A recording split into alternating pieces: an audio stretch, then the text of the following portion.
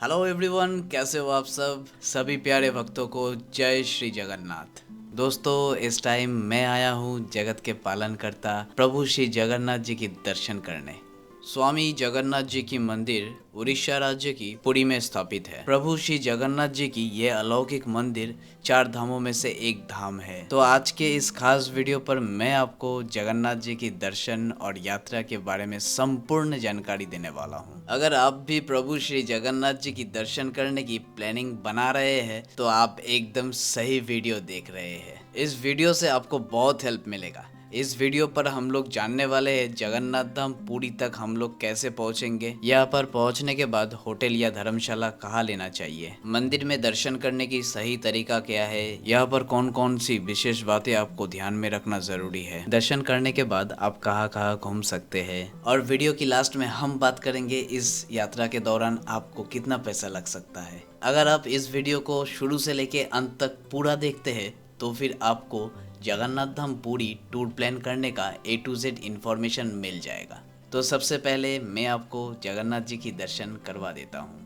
दोस्तों, comment section में जय श्री जगन्नाथ ज़रूर लिखिएगा। चलिए तो फिर शुरू से शुरू करते हैं और जान लेते हैं आप जगन्नाथ धाम पुरी कैसे पहुँचेंगे। यहाँ पर आने का सबसे अच्छा और सस्ता तरीका है ट्रेन। दोस्तों, देश की हर एक छोटे बड़े शहर से आप डायरेक्ट पुरी रेलवे स्टेशन तक पहुंच सकते हैं। पुरी रेलवे स्टेशन से जगन्नाथ मंदिर की दूरी मात्र 2 किलोमीटर रह जाता है। रेलवे स्टेशन के बाहर से आपको ऑटो, टैक्सी, मैजिक गाड़ी सब कुछ मिल जाता है। ऑटो वाले आपसे 4 से 5 पैसेंजर के लिए 120 रुपया भाड़ा मांगते हैं। तो फिर आप ऑटो वाले को 120 रुपया देकर मंदिर के पास तक या फिर पुरी सी बीच तक पहुंच सकते हैं। यहाँ पर आप याद रखिएगा, पुरी सी बीच से मंदिर का डिस्टेंस 1 किलोमीटर है। वही आप अगर फ्लाइट से आना चाहते हैं तो पुरी का नियरेस्ट एयरपोर्ट भुवनेश्वर में है, जिसका डिस्टेंस पुरी से लगभग 60 किलोमीटर का है। भुवनेश्वर एयरपोर्ट पे पहुंचने के बाद आप वहीं से टैक्सी या फिर बस के माध्यम से पुरी तक पहुंच सकते हैं। बस पर आपको 80 से 100 रुपये तक चार्ज किया जाता है और प्राइवेट टैक्सी में आपको 1200 से 1500 रुपये तक देना पड़ सकता है। चलिए तो फिर हम लोग पहुंच चुके हैं पुरी धाम। यहाँ पर पहुँचने के बाद अभी हम लोग जान लेते हैं पुरी में होटल या धर्मशाला कहाँ लेना सबसे अच्छा रहेगा। पुरी में होटल लेने के लिए 2 जगह सबसे सही रहता है। पहला है जगन्नाथ जी की मंदिर के पास और दूसरा है पुरी सी बीच के पास, जिसे हम सरगद्वार रोड भी कहते हैं। मेरा रिकमेंडेशन यही रहेगा कि आप सरगद्वार रोड यानी के पुरी सी बीच के पास ही रूम लीजिए, क्योंकि पुरी का मेन अट्रैक्शन जगन्नाथ जी की मंदिर को छोड़ के सब कुछ पुरी सी बीच के पास ही पड़ता है। पुरी सी बीच के सामने आपको 1000 रुपये से लेके 3000 रुपये तक के अंदर बहुत सारे कैटेगरी के होटल मिल जाएगा। आप अपने कैटेगरी के हिसाब से रूम ले सकते हैं। जैसे कि आप चाहे तो सी फेसिंग रूम भी ले सकते हैं, जिसका किराया आपको 2000 से 3000 रुपया तक देना पड़ सकता है, या फिर आप चाहे तो 700 से 1000 रुपये के अंदर बजट वाला रूम भी ले सकते हैं। आप अपने कैटेगरी के हिसाब से रूम लेने के बाद कुछ देर उसमें आराम कर लीजिए, फिर स्नान करके फ्रेश होकर जगन्नाथ जी की दर्शन करने के लिए मंदिर पर चले जाइए। दोस्तों, मंदिर के अंदर मोबाइल, बेल्ट, कैमरा, पर्स कुछ भी अलाउ नहीं है। आप चाहे तो इन सब चीजों को अपने रूम पर ही छोड़ सकते हैं, या फिर मंदिर ट्रस्ट की तरफ से बने काउंटर पर भी फ्री में जमा करके अंदर जा सकते हैं। इसके बाद प्रभु श्री जगन्नाथ जी की नाम लेकर लग जाइए लाइन में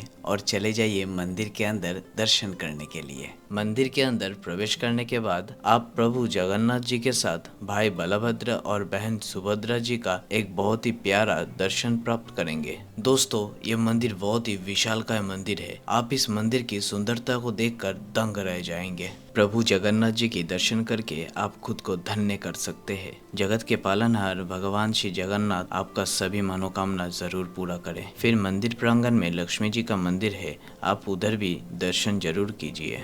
साथ ही साथ जगन्नाथ जी के मंदिर के अंदर और भी छोटे छोटे बहुत मंदिर है, आप उधर भी दर्शन जरूर कीजिए। मंदिर के अंदर जगन्नाथ जी का रसोई घर भी स्थापित है, जहाँ जगन्नाथ जी के लिए 56 भोग बनाया जाता है। आप इस रसोई घर को दूर से दर्शन कर सकते हैं। इस रसोई घर में जितना भी भोजन बनाया जाता है, उनका भोग सबसे पहले भगवान जी को चढ़ाया जाता है। भगवान जी को भोग चढ़ाने के बाद आप मंदिर ट्रस्ट की तरफ से बने प्रसाद काउंटर से अपने लिए और अपने परिवार के लिए प्रसाद ले सकते हैं। भगवान श्री जगन्नाथ जी का दर्शन करने के बाद आप अपने होटल पे चले जाइए और दोपहर का खाना खाकर थोड़ा रेस्ट कर लीजिए। दोस्तों, शाम का वक्त आप सी बीच पर ही बिताइए। बहुत ही प्यारा बीच है। शाम के वक्त आप सी बीच से सनसेट का एक बहुत ही सुंदर नज़ारा देख सकते हैं। दोस्तों, समंदर पर स्नान करने का मजा लेने के साथ साथ आप सी फूड भी एंजॉय करना मत भूलिएगा। अगले दिन आप उड़ीसा के प्रमुख स्थानों पर घूमने और दर्शन करने के लिए जाएंगे। चलिए तो फिर आपको दिखा देते हैं अगले दिन सुबह उड़ीसा में कौन कौन सी जगह आप घूमने या दर्शन करने के लिए जा सकते हैं। दोस्तों, आप यहाँ पर कोणार्क सूर्य मंदिर, लिंगराज मंदिर, उदयगिरी खंडगिरी गुफा के साथ नंदनकानन जू भी घूम कर देख सकते हैं। ये सब उड़ीसा की बहुत ही फेमस प्लेसेस है। आप इन सब जगह को बस या फिर टैक्सी के माध्यम से कवर कर सकते हैं। आपको पूरी सी बीच के सामने बहुत सारे टूर एंड ट्रैवल वाले देखने को मिल जाता है। आप इन्हीं के माध्यम से बस और टैक्सी का साइट सीन पैकेज बुक कर सकते हैं, मगर कोशिश कीजिएगा कम से कम एक दिन पहले बुकिंग करने के लिए। टूर ट्रैवल वाले बस से आपको साइट सीन करवाने के लिए 250 से 500 रुपया तक किराया लेता है। सुबह को 6 बजे बस निकलता है। पूरा दिन आपको घुमाने के बाद शाम को 6 बजे से 7 बजे के अंदर पुरी पे ड्रॉप कर देता है। तो अगर आप सस्ते में घूमना चाहते हैं तो बस के माध्यम से इन सब जगह को कवर कर सकते हैं। वहीं पर अगर आप प्राइवेट कार से जाना चाहते हैं तो एसी कार के लिए आपको 3000 से 4000 रुपये तक देना पड़ सकता है और नॉन एसी कार के लिए आपको 2500 से 3000 रुपये तक चार्ज किया जाता है। तो मैं आपको एडवाइस करूंगा, अगर आप 3 से 4 लोग हैं तो एक प्राइवेट कार कर लीजिए। आराम से 3 से 4000 रुपया देकर बहुत ही अच्छे तरीके से सभी प्लेसेस को कवर कर सकते हैं। तो चलिए चलते हैं आपका पहला और प्रमुख मंदिर लिंगराज मंदिर पे। लिंगराज मंदिर भी विश्व विख्यात मंदिर है। दोस्तों, मैक्सिमम टूरिस्ट इस मंदिर को दर्शन करने के लिए जरूर आता है। ये अलौकिक मंदिर महादेव जी का प्रमुख मंदिरों में से एक है। बहुत ही प्यारा मंदिर है, आप यहाँ पर जरूर दर्शन कीजिए। लिंगराज मंदिर पे दर्शन करने के बाद अब हम चलेंगे हमारे अगले प्लेस पर, जो कि है उदयगिरी खंडगिरी। यहाँ पर आप प्राचीन गुफाओं को देख सकते हैं, जो कि छोटे छोटे 2 पहाड़ों के ऊपर है। गुफाओं तक आपको पैदल चढ़ाई करके ही पहुंचना पड़ता है। उदयगिरी और खंडगिरी की गुफा आमने सामने स्थापित है। उदयगिरी में बहुत सारे गुफाएं हैं, इनमें से एलिफेंट केव बहुत ही ज्यादा फेमस है। यहाँ पर लगभग 1 से 1.5 घंटा घूमने के बाद हम लोग चलेंगे अपने नेक्स्ट डेस्टिनेशन पर, जो कि है नंदनकानन जू। जू में 50 रुपये का एंट्री टिकट लगता है। यहाँ पर आप अनेक जीव जंतु देख सकते हैं, जैसे कि भालू, बंदर, हाथी और बाघ।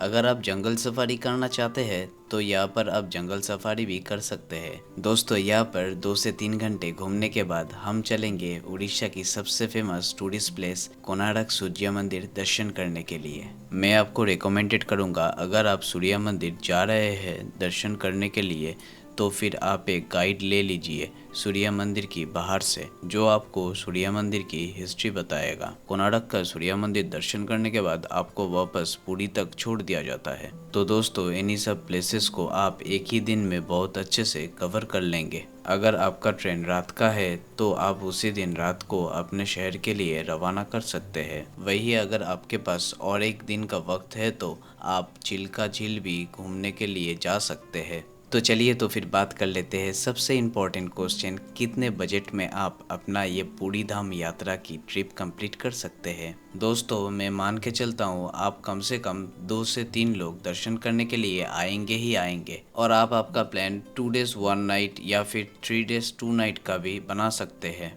आप पुरी में जगन्नाथ जी के दर्शन के साथ साथ उड़ीसा की टूरिस्ट प्लेसेस भी घूमने के लिए जाने वाले हैं। तो मैं मान के चलता हूँ 5 से 6 हजार रुपये पर पर्सन के बजट में बहुत ही अच्छे तरीके से आप इस यात्रा को कंप्लीट कर लेंगे। तो दोस्तों, यहाँ पर मैं आपको जगन्नाथ धाम पुरी यात्रा की जानकारी देने की कोशिश किया। अगर मुझसे कोई टॉपिक छूट गया है तो आप मुझे कमेंट सेक्शन में पूछ सकते हैं, मैं आपको जवाब दे दूंगा। तो आपको ये वीडियो कैसा लगा और आप ये वीडियो कहाँ से देख रहे हो, कमेंट सेक्शन में ज़रूर बताइएगा। अगर आपको ये वीडियो अच्छा लगा है तो मुझे एक लाइक देकर मोटिवेट ज़रूर कीजिएगा। आपके एक लाइक से मुझे बहुत ही ज़्यादा मोटिवेशन मिलता है, तो प्लीज़ एक लाइक ज़रूर कर दीजिएगा। तो चलिए दोस्तों, तो फिर मिलते हैं ऐसे ही किसी इन्फॉर्मेटिव वीडियो पे।